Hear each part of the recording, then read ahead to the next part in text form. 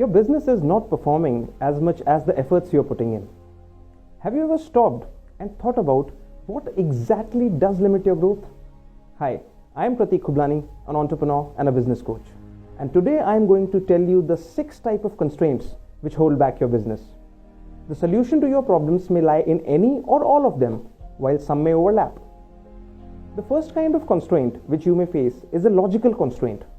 This happens when faulty thinking or assumptions hinder your growth. For example, a business owner thinking that his people are the problem, while the real problem may lie in inefficient systems, like the systems of hiring or systems of training and so forth. The next type of constraint which you may face is a process constraint. This happens when the output of a process is limited by a bottleneck or a weak link.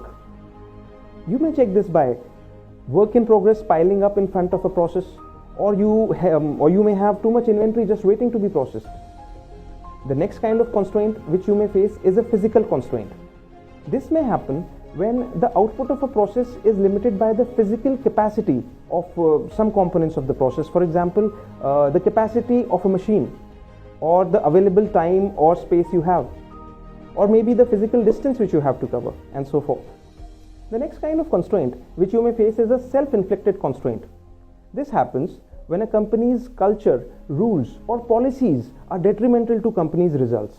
For example, a culture of lack of accountability, or when companies' owners or managers are too stuck with the sacred cows of their work practices. These are the golden rules in their rule books, and they are too attached to give up on. The next kind of constraint you may face is a personal constraint. Sometimes individual personal traits may hinder growth, such as procrastination, too much perfectionism, indecision, and so forth. The question you need to ask yourself is, do you have any such trait which hinders your growth? And lastly, you can also face an external or a market constraint.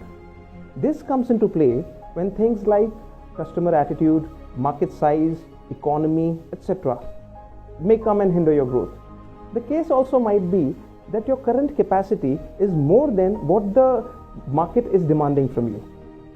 Many a time you might feel that you have little or no control over these constraints, but with time you can adapt to these external constraints to make the most of it.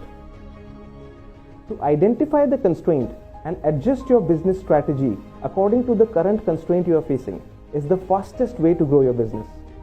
To understand more, comment constraint below, and in the meanwhile, I'll see you in my next video.